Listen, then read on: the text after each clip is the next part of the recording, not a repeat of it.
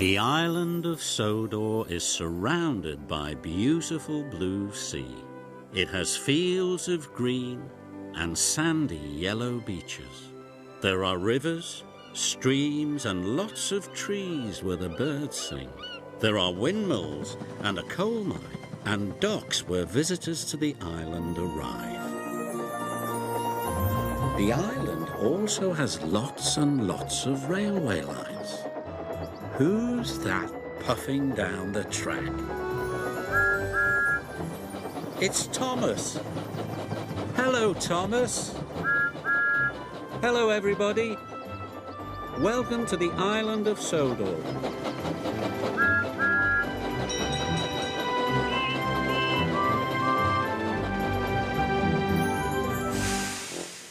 Henry and the flagpole.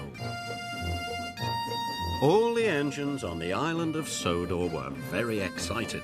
There was to be a great banquet at the Scottish castle. Henry loved going to the Scottish castle because on the way he puffed past his favourite tree. The tall pine tree towered above the rest of the forest. Henry always stopped to look at it. Seeing the tall pine tree standing tall and proud made Henry very happy. Henry arrived at the Scottish castle. The fat controller was waiting for him. The castle's flagpole is old and about to break, he said. I need you to collect a new flagpole from the docks in time for the banquet. Yes, sir, puffed Henry. When Henry puffed into the docks, he couldn't see the tall flagpole anywhere. He looked around for something tall.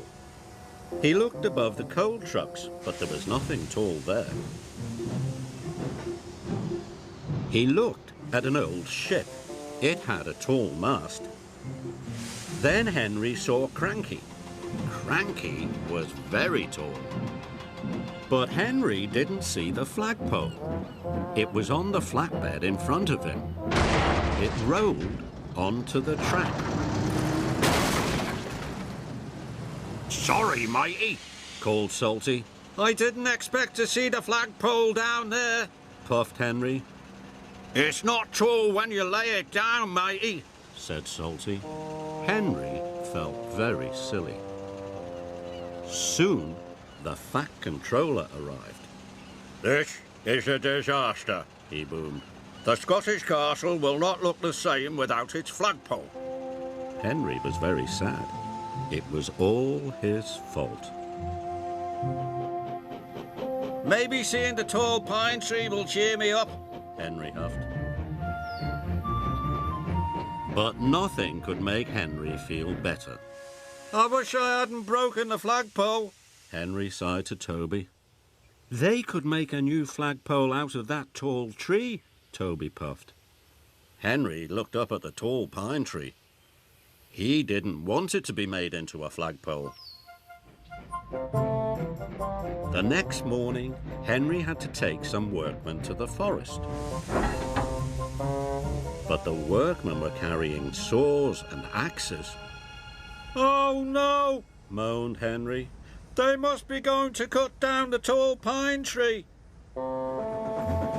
Henry puffed through the countryside. Must save the tree, must save the tree, he puffed. Then Henry had an idea. He didn't take the workmen to the forest. He went to look for a new flagpole. Henry saw some children waving flags, but those flags were much too tiny to have flagpoles.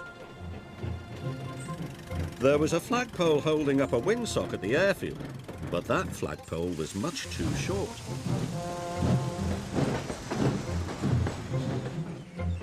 There was a tall flagpole on the beach, but it wasn't tall enough. Bother, wheezed Henry sadly. None of the flagpoles is as tall as the pine tree.